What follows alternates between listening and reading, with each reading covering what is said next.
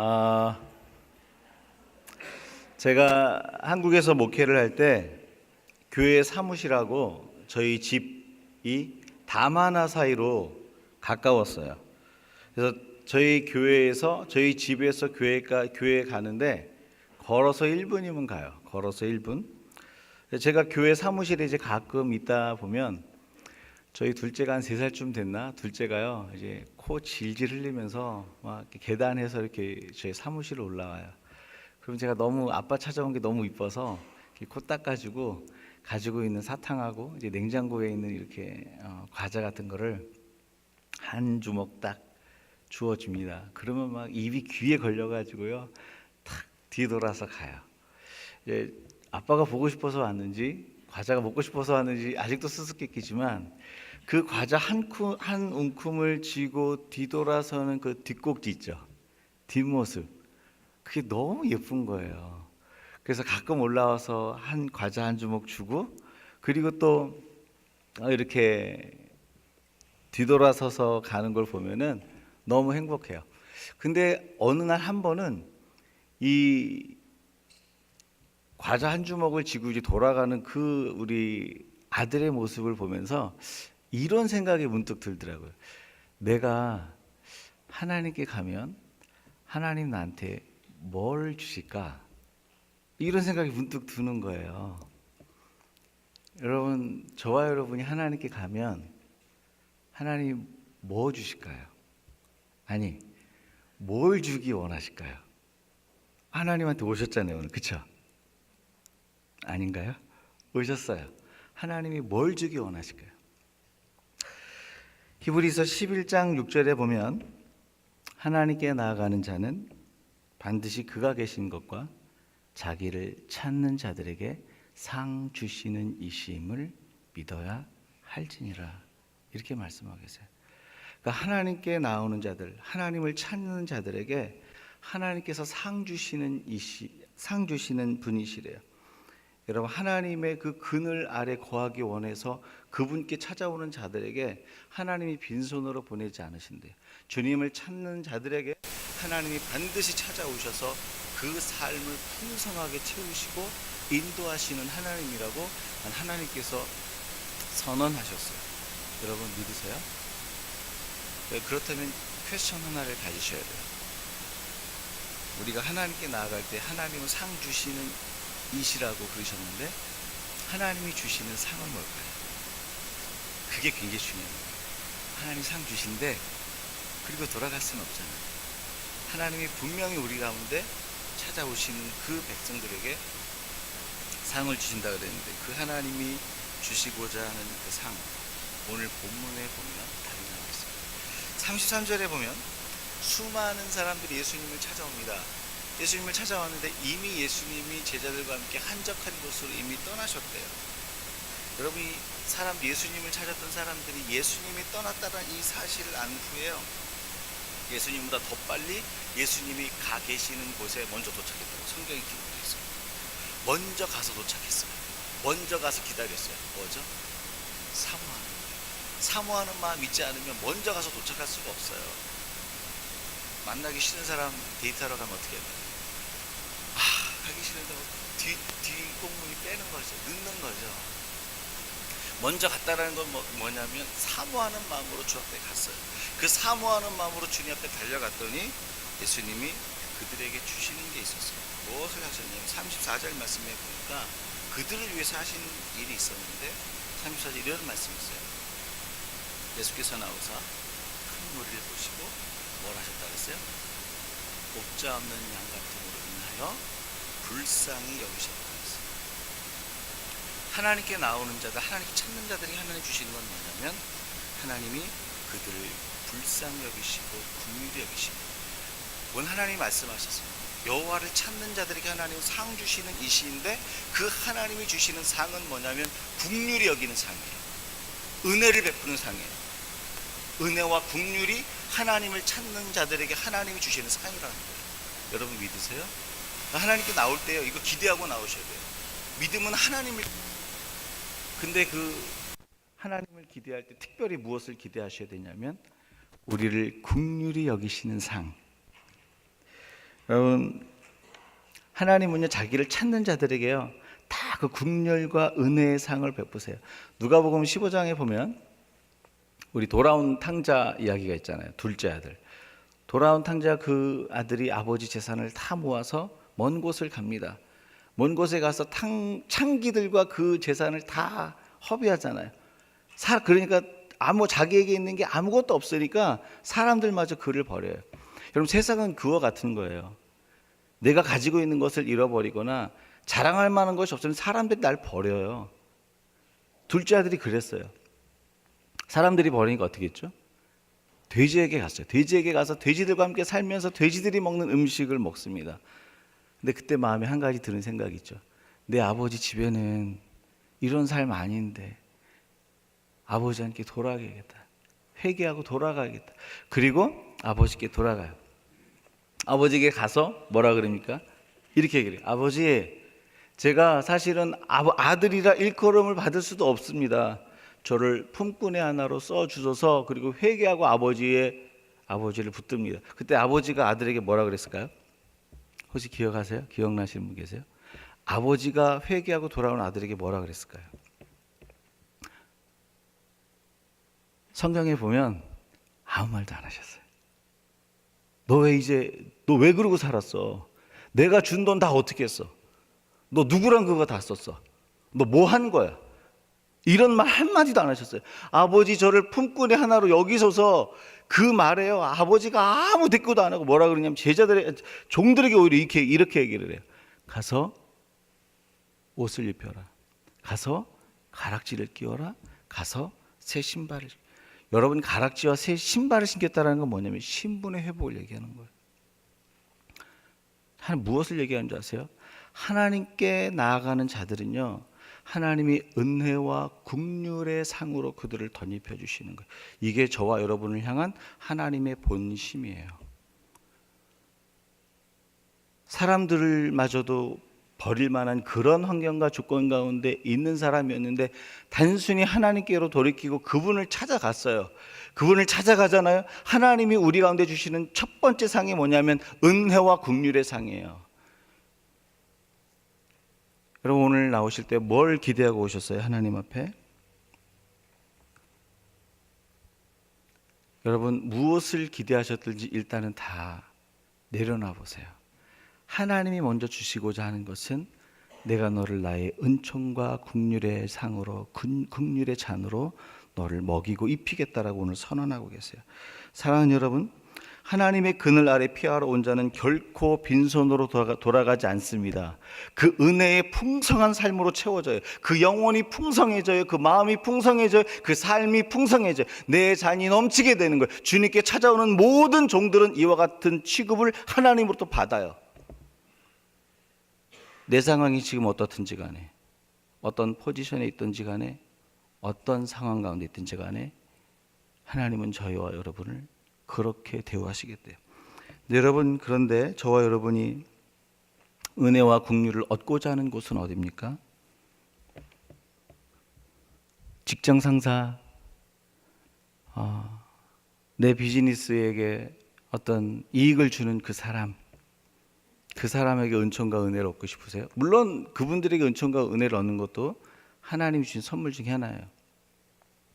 여러분, 근데 근본적으로 사람에게 얻는 은총과 은혜는요, 마음이 변해요. 하나님이 주시는 은총과 은혜는요, 지금부터 영원까지 결코 변하지 않는 은총과 은혜예요. 어디에 가서 그 은혜와 은총을 찾겠습니까? 여러분, 우리가 누릴 수 있는 그 은혜와 은총의 상의 그 주소는요, 하나님이에요. 하나님 외에 변치 않는 그 은혜와 긍휼을 줄 수 있는 곳은 없어요. 여러분, 야곱의 첫 번째 아내가 이름이 뭔지 아세요?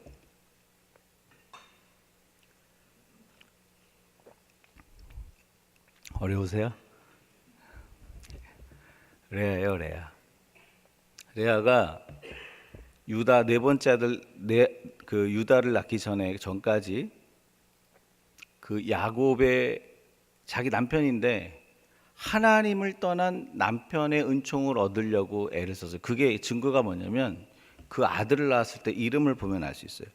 르우벤이 낳고서 그 뜻이 뭐냐면 나의 괴로움을 돌보셨다 그랬어요. 무슨 괴로움이에요? 남편한테 사랑을 받지 못한 괴로움을 돌봤대요. 둘째 그 시므온을 낳았을 때 뭐라는 줄 아세요? 나의 괴로움, 사랑받지 못하는 괴로움을 들으셨도다.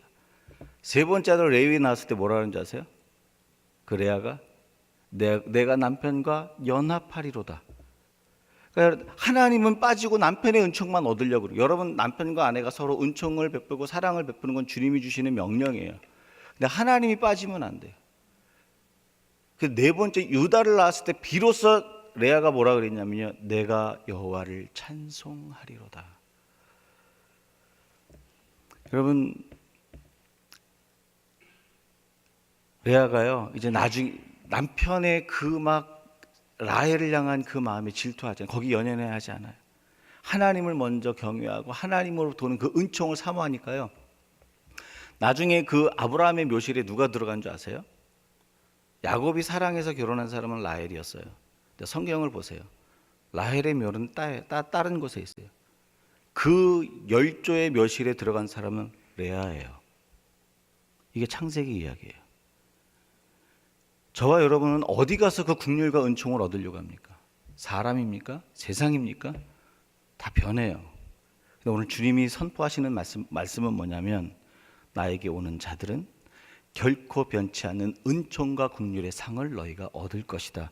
이 말씀하시는 거예요. 여러분 믿으세요? 그렇다면 하나님을 찾는 자들에게 주시는 그 국률의 상급, 그 국률의 상급은 무엇일까요?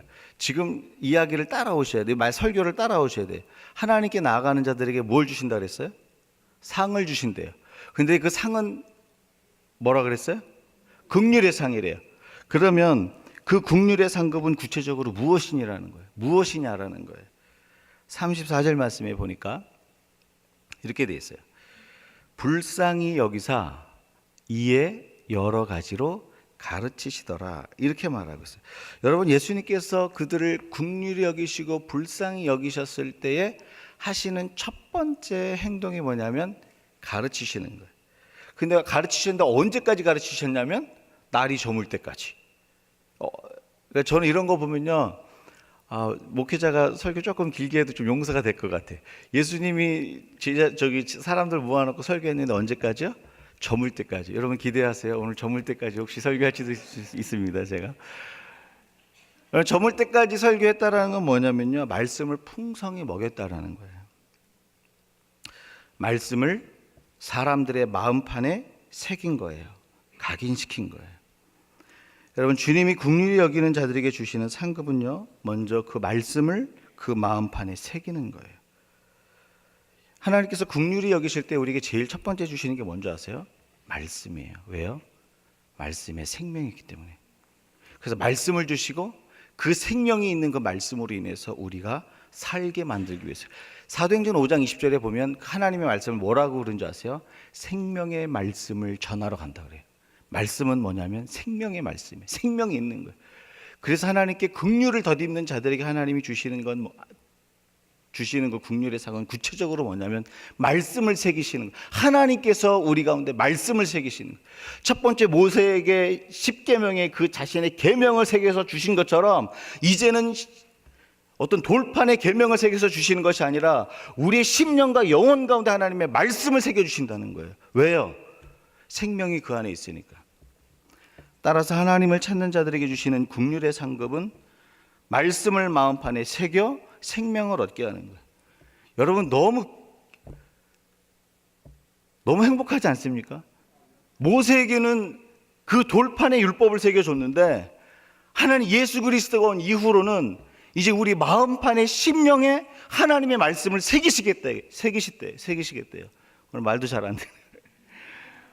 사랑을 새기시겠다는 거예요.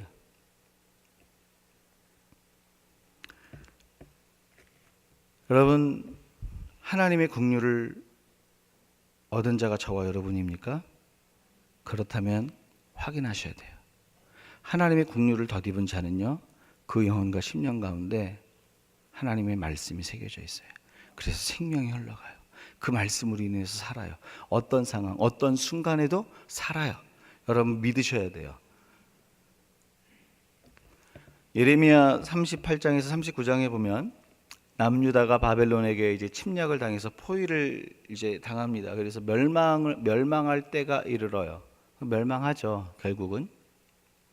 그런데 그때 예레미야라는 선지자가 남유다 마지막 왕 시드기야하고 그 남유다의 많은 그 정치 지도자들, 종교 지도자들, 그 고위 관리들에게 얘기를 해요. 야, 하나님이 나에게 말씀하셨는데 이 바벨론에게 항복하면 너희들의 생명이 노량물을 얻은 것처럼, 선물을 얻은 것처럼 다 죽지 않고 살 거야. 그러니까 항복해야 돼 라고 하나님으로부터 받은 말씀을 예레미야가 선포해요. 여러분, 이 말을 들은 이 유대 지도자들은 믿지 않는 거. 어떻게 선지자가 이방인 사람들에게 항복하라고 얘기하냐라는 거죠. 너는 선지자도 아니야 라고 얘기한 거죠. 그러면서 뭐라고 한 줄 아세요? 시드기야 왕에게 저 예레미야를 저 깊은 구덩이를 파서 저곳에 넣으라고 얘기를 해요. 그 시드기야가 그 말을 듣고 예레미야를 깊은 곳에 집어넣습니다. 먹을 거 주지 않고요. 그때 어떤 일이 벌어지냐면 그 궁에 에디오피아 사람 에벤멜렉이라는 그 네시가 한 사람이 있어요. 네시인데 이디오피아 사람이에요. 유다 그 궁에서 네시 역할을 하고 있어요. 근데 이 사람만 예레미야 말을 믿는 거예요. 그래서 이 예레미야 말을 믿고 하나님의 말씀을 마음에 새기고 시드기에게 찾아가요. 왕이시여, 지금 이스라엘의 정치 지도자들과 종교 지도자들이 다 거짓됩니다. 내가 보니까 하나님의 말씀이 예레미야 위에 있습니다. 예레미야 말을 들으시고 예레미야를 저 구덩이에서 건져 올리십시오. 여러분, 모든 정치 지도자들과 백성들이 예레미야를 구덩이에 묻으라 그랬는데 이 말을 왕이 쉽게 변개할 수 있을까요? 근데 여러분, 예레미야 38장에 가면요, 이 시드기야 왕이 이 에벤멜렉의 말을 듣고 예레미야를 그 구덩이에서 끌어올려요. 뭐예요? 여러분, 말씀을 소유하면요 생명이 흘러가는 거예요. 능력이 나타나는 거예요. 왕이요 그 말을 듣고, 네시의 말을 듣고 그 예레미야를 풀어줍니다. 더 놀라운 건 뭐냐면 예루살렘 성이 함락되어서 남유다가 멸망할 때 마지막 왕 시드기야는 두 눈이 뽑혀요. 그리고 아들들은 그곳에서 죽습니다. 그런데 에벤멜렉은 살아나요. 국류를 받은 거예요. 여러분, 전쟁이 나서 함락이 되면 포로로 잡혀갈 확률이 누가 많냐면 왕과 고위 관료들이 포로로 잡혀갈 가능성이 많아요. 내시는 거의 100% 죽는다고 보는 게 맞아요. 그런데 거꾸로 시드기야는 두 눈이 뽑혔고 왕자들은 죽었어요. 오히려 내시인 에벳멜렉이 삽니다. 여러분, 이거 뭘 얘기하는 걸까요? 하나님의 국률의 시작은 말씀이 마음판에 새겨진 사람에게서부터 시작된다는 거예요.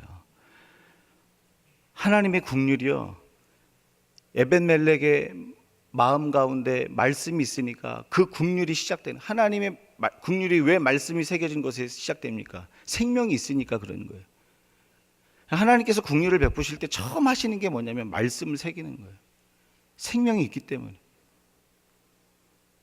사랑하는 여러분, 하나님의 국률은 생명의 말씀을 통해 나타나는 거예요. 그 국률을 어디 가서 어떻게 얻겠어요? 저와 여러분이 하나님의 국률을 입은 자라고 고백을 하세요? 그러면요, 반드시 한 가지 증거가 있어야 돼요. 생명의 말씀이 저와 여러분의 마음판에 새겨져야 돼요. 그 마음판에 새겨진 말씀이 저와 여러분을 살게 만든다는 거죠. 제가 여기서 한번 얘기했었던 것 같은데요, 제가 회사 다닐 때 회사가 3번 망했다 그랬잖아요. 너무 괴로워. 제가 이래봬도 회사가 3번 망한 사람이에요, 여러분. 그리고 목회자 된 사람이에요. 예. 비즈니스가 안 되시거나 회사가 망해서 마음이 괴로우신 분들은 저를 찾아오세요. 그때 제가 어떤 마음이었는지 나누면서 위로할 수 있어요. 여러분, 그때 주님의 위로를 소망하면서 주 앞에 갔더니 주님이 처음 저에게 하시는 말씀이 이사야 58장 말씀이에요. 네가 나를 부를 때 내가 여기 있다 하리라. 여러분, 제가 그 말씀 듣고요 정말 많이 울었어요. 그 말씀 듣고 나니까 망했던 회사가 살아날까요? 망했던 회사가 어떻게 살아나요? 상황은 안 바뀌어요. 조건도 안 바뀌었어요.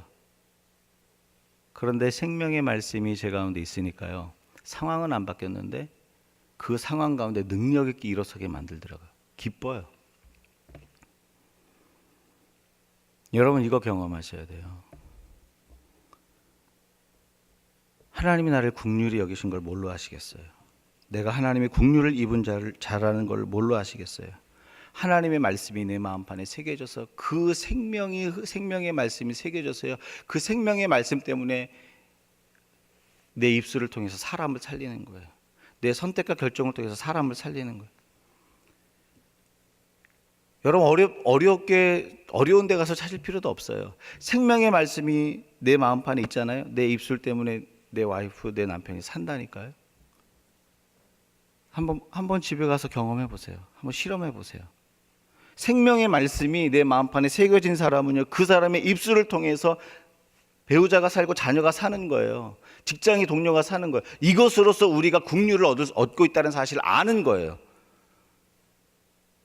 오늘 은퇴하시고 임직 받으신 우리 권사님 두 분, 무엇으로 하나님의 은혜와 긍휼을 받은 줄 아시겠습니까?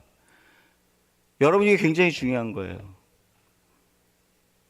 생명의 말씀이 우리 마음판에 새겨져서 그 생명이 흘러감으로 말미암아 내 삶을 통해서 생명이 살아나는 걸 그걸 보면서 하나님의 긍휼이 내 가운데 임했구나, 이걸 아는 거예요. 내가 사는데, 교회는 다니는데 나 때문에 사람이 힘들어서 다 떠나요. 나 때문에 힘들어서 남편이 주저앉았어요. 그 은혜가 내 가운데 있는 게 아니에요.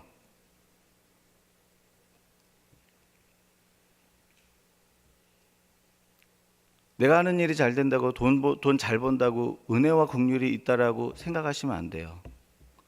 은혜와 긍휼을 누리는 첫 번째 증거는 생명의 말씀이 영혼과 심령판에 새겨지는 거예요.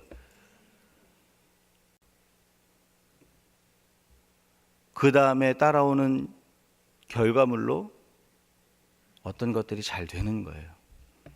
이 땅이 잘 되는 걸로 하나님의 은혜와 은총을 누렸다고 생각하는 것은요, 아직 초보 신앙이에요.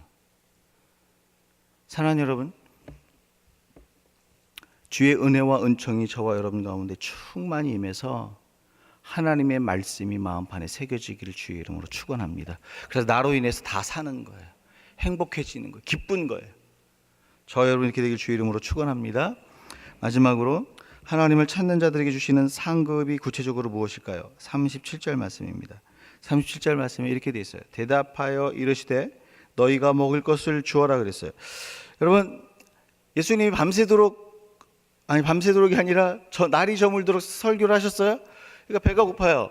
아무리 설교를 듣고 이제 은혜를 받아도요, 배가 고픈 건 배가 고픈 거예요. 그렇잖아요. 그러니까 제자들이 와서 얘기합니다.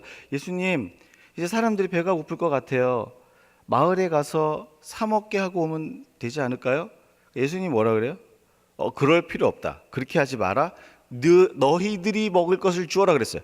예수님이 제자들이 그 5천 명을 먹일 수 있는 능력과 돈이 있다고 생각하라고 얘기하셨을까요? 그렇지 않았을까요? 잘 모르시겠어요?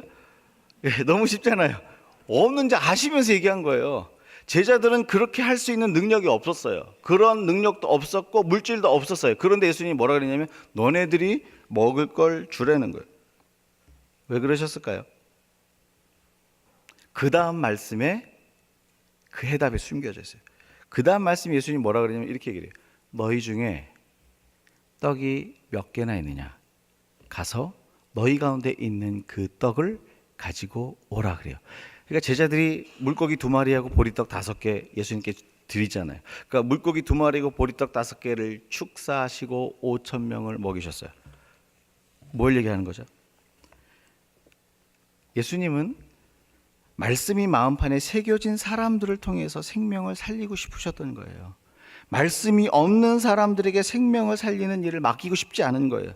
우리 스스로 우리가 봐도 우리는 부족하고 우리는 연약하고 가진 것이 없고 우리는 능력이 없지만 하나님은 생명의 말씀을 가진 사람들을 통해서 하나님의 생명과 자원을 공급하기 원한다는 사실을 선언하고 있는 거예요.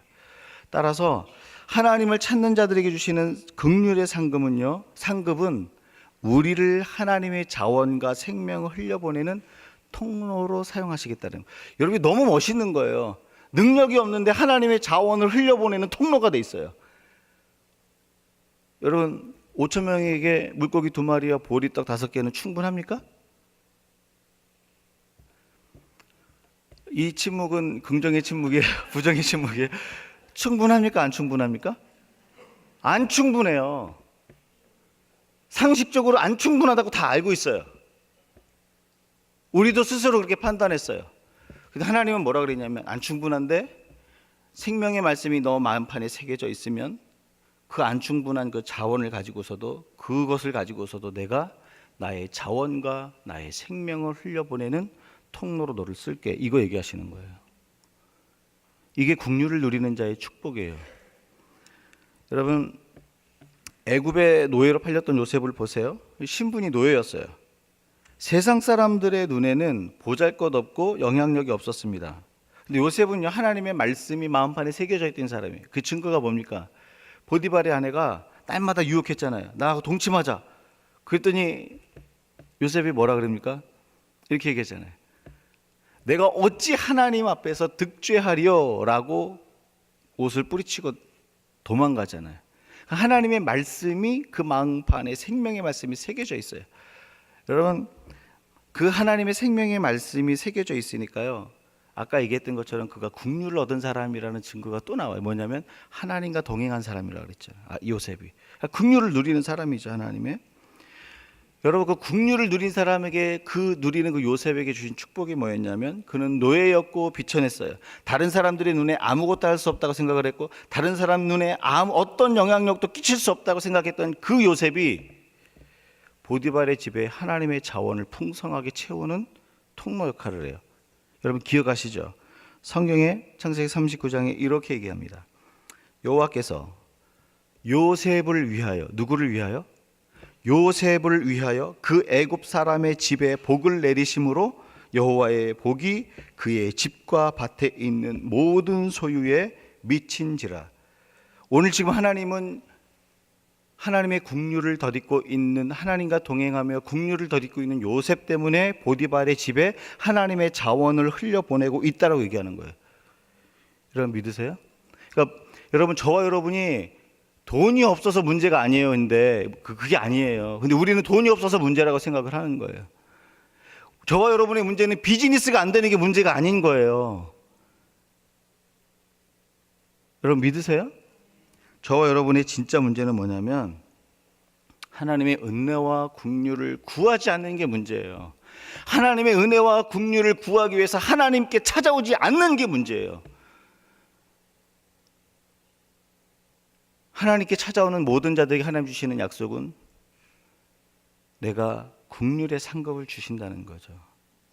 근데 그 긍휼의 상급을 누리는 자들에게 주시는 그 구체적인 상은 뭐냐면 어떤 상황, 어떤 순간, 어떤 모습 가운데 있을지라도 내가 너를 통해서 하나님의 자원을, 하나님의 생명을 흘려보낼게. 이거 약속이에요. 여러분 오늘 내가 자원이 없어서 문제라고 생각하세요? 내 삶이 문제라고 생각하세요? 비즈니스가 잘 안 돼서 내 삶이 문제라고 생각하세요? 나를 도와주는 사람이 없다라고 생각을 해서 내 삶이 문제라고 생각해서 하세요? 출발점이 틀렸습니다. 저와 여러분의 삶에 문제가 있는 것은 하나님의 긍휼과 은혜를 덧입지 않아서 그런 거예요. 하나님께서 오늘 저와 여러분 가운데 선언하십니다. 하나님의 은혜와 긍휼을 덧입기 위해 그 그늘 아래 피하십시오. 하나님을 나의 피난처로 삼고 하나님께 나아가십시오. 여러분 우리의 목마른 심령을 죽이기 위해서 하나님의 은혜의 샘으로 나아가십시오. 하나님의 긍휼을 덧입는 자는 다 살았어요. 그게 성경의 이야기예요. 문둥병 걸린 자도 살았고요. 사람 눈에 용서받지 못할 죄라고 생각했던 모든 죄도 다 하나님으로부터 씻음 받았습니다.